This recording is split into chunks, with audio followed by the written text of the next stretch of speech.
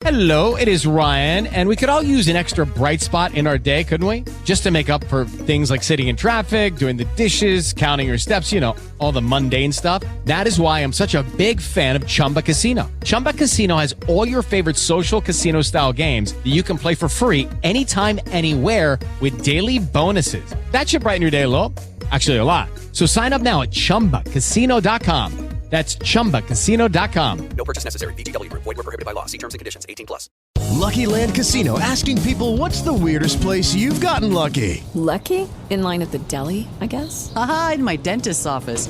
More than once, actually. Do I have to say? Yes, you do. In the car before my kids' PTA meeting. Really? Yes. Excuse me, what's the weirdest place you've gotten lucky? I never win and tell. Well, there you have it. You can get lucky anywhere, playing at LuckyLandSlots.com. Play for free right now. Are you feeling lucky? No purchase necessary. Void where prohibited by law. 18+. Terms and conditions apply. See website for details. From Hollywood, it's time now for Johnny Dollar. Oh, this is Dr. Van Clauser returning your call, Mr. Dollar. Oh, yes, Doctor. May I ask who recommended me? I inquired about a good psychiatrist, and it came up you. Yes. The first step is usually an office appointment for a preliminary chat. That's what I had in mind. Today? My schedule is quite full. Would tomorrow be suitable? Today would be better. Oh, I see. But there should be ample time. There should be ample time, but there isn't. In fact, I'm running out of it fast. Very well. 11 o'clock. Dust off your couch.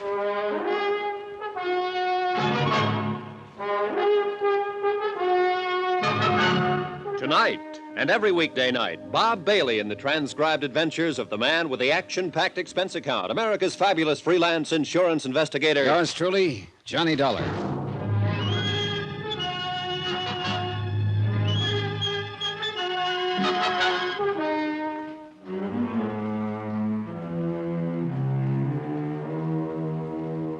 From Special Investigator Johnny Dollar, location Los Angeles, California. To National Underwriters Association, 1180 River Road, Hartford, Connecticut. Assignment, the long shot matter.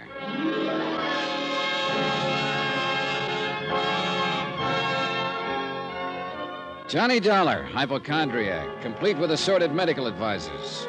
I needed one of them before I even got down to the lobby of my hotel. It was the house medic, that's item 5, $5, who'd patched me up yesterday after a thug had worked me over in the hotel garage.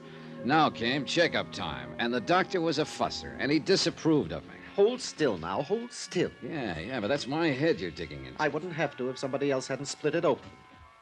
There. Hey. Well, looks a little better. Yeah, well, don't sound so enthusiastic. Walking into a wall. It's the best I could think of at the moment. Likely story. Hold still now. I want to redress that wound on the other side. Hold still. Temper. Funny.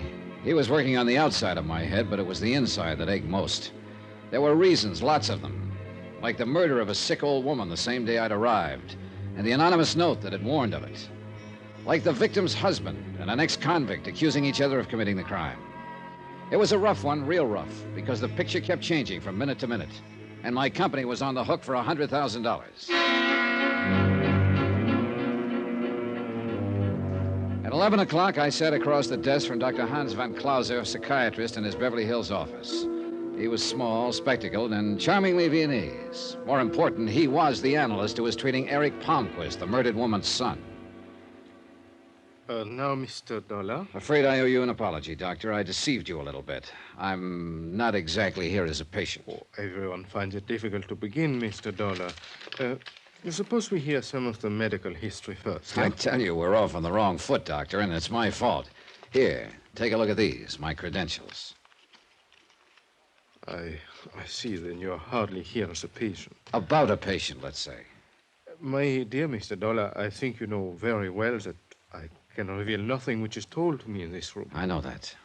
Then the purpose of this visit? I just want answers from a competent authority about a certain illness. I won't bring personalities into it. It's important, Doctor. And the particular illness? Something called circulatory lability. You know that it's a form of extremely provoked hypertension? Yeah, that much I do. Hypertension is the result of anxieties. The anxieties may be real or fancied, but the hypertension is very genuine indeed and very dangerous. Dangerous to the extent that a man could turn to violence, maybe kill? If sufficiently aroused, yes, it has happened. I see. Thank you. Thank you very much. Item 7, 10 cents, recklessly squandered on a phone call to my hotel to check for messages. There was one. Lieutenant Berry of the L.A. Police Department would like to see me at my convenience. Would I? I would. You get practically nowhere ignoring police lieutenants. He stared at the bandage on my head and my assorted cuts and bruises, and his opening line was quite inspired. Oh, what happened to you? Somebody was pretty fast with a gun barrel last night. Where'd it happen? Garage under my hotel. It seems he didn't like my being in town. You got a look at him? Enough. Want to go through the mug book? No, I'll catch up with him someday. Besides, whoever was paying him is the interesting one. Have it your own way. Well, now, you didn't call me all the way down here for laughs, Lieutenant. Anything special on your mind? Lonnie Miller, the guy we got sitting in cell number 8A, the prowler who shot Mrs. Palmquist. So Dr. Palmquist insists. He isn't the only one, Johnny, not anymore. What? Yeah. We finally traced the murder weapon. It was bought at a pawn shop in Burbank. The pawnbroker positively identified a mugshot of the buyer, Lonnie Miller.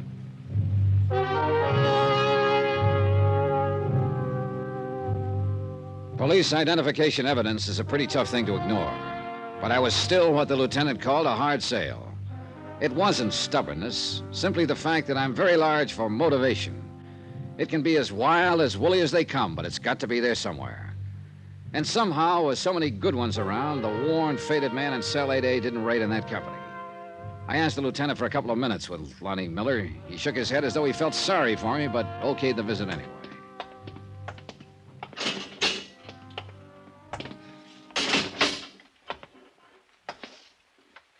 Miller? You're angry about something, Mr. Dollar. I can tell. It's in your face. Yeah. About a story you told me the other day. About Dr. Palmquist giving you a lift, keeping you around town, then using you as a patsy so he could kill his wife. You want to change any of it? You asking if I lied, mister? Is that it? That's it.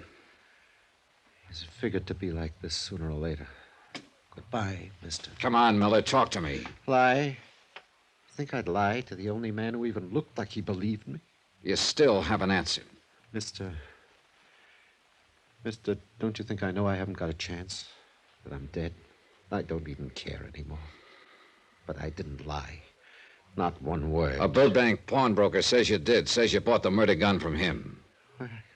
I've never even been in Burbank, I swear to you. How could I have bought the gun? He identified a picture of you. Says you showed your driver's license as identification.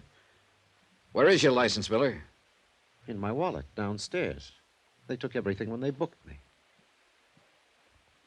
Mr. Dollar?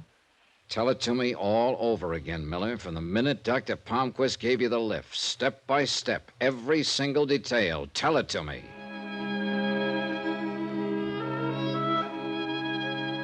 He began slowly, haltingly.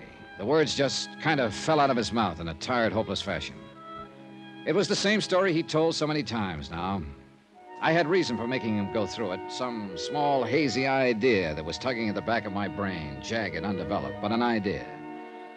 When I left the cell, I had Miller's permission to look in his wallet. The police custodian showed it to me 5 minutes after that. The license wasn't there. Expense account item 8, 10 cents, an L.A. newspaper, 3 days old. One which played up the Palmquist killing big, contained pictures of both Dr. Palmquist, grieving husband, and Lonnie Miller, suspected killer. Purpose? To be used in backtracking. The drive down to Long Beach could have been pleasant. Sun, ocean, a relaxing type day, but not for me. Not with what was going on inside my head. Even the soft breeze coming in off the Pacific couldn't sweep the pieces together for me. Sure, for a few seconds, everything would make sense. Then, a moment later, some small fact would make the whole theory collapse. I knew one thing, though. If this whole deal was a frame, it was a great one, a work of art, something to be admired, provided your name was neither Lonnie Miller or National Underwriters. About 6 miles this side of Long Beach, I found what I was looking for, the little tacos joint where Miller claimed he and Dr. Palmquist had stopped for coffee.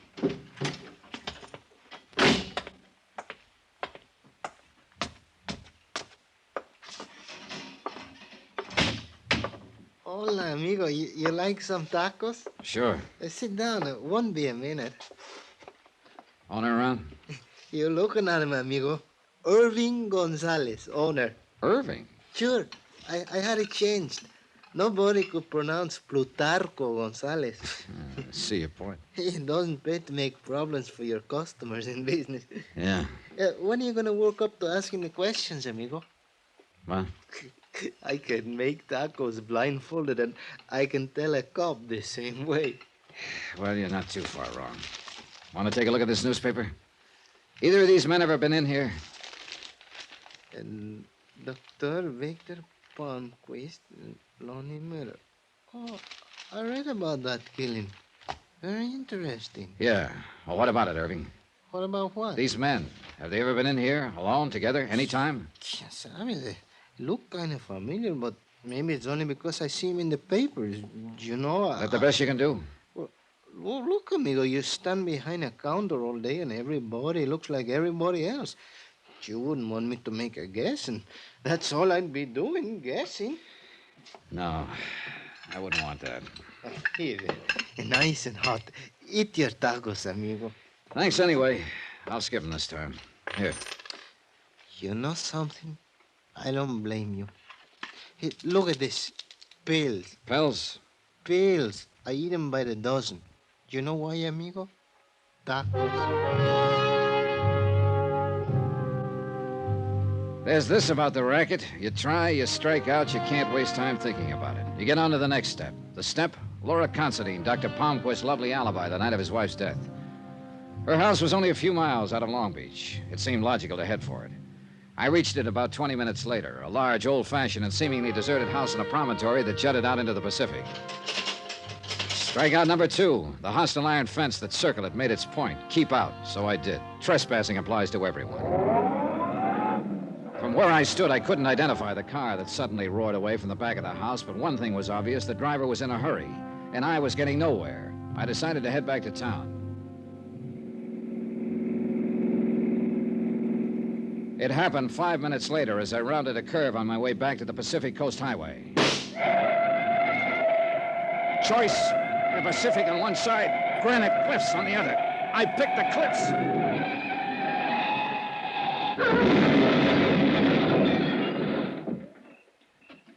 Funny what your mind does at moments like that. I remember looking at the mashed inside of the car and wondering which company carried the insurance policy. Then I thought of how good a marksman a man must be to pick off a tire from any of those cliffs. And then I remembered still another thing. Hadn't I been told about someone who was a great shot, who made it a rule to hunt 2 months out of the year, no matter how busy he was? Sure. A highly respected citizen named Dr. Victor Palmquist.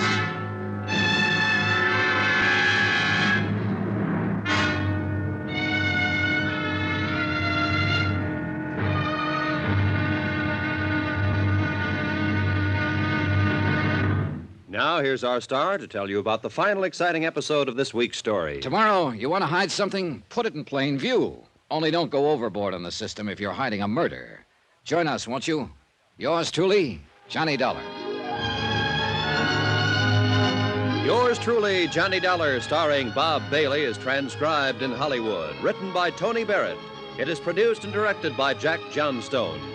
Be sure to join us tomorrow night, same time and station, for the next exciting episode of Yours truly, Johnny Dollar. Roy Rowan speaking.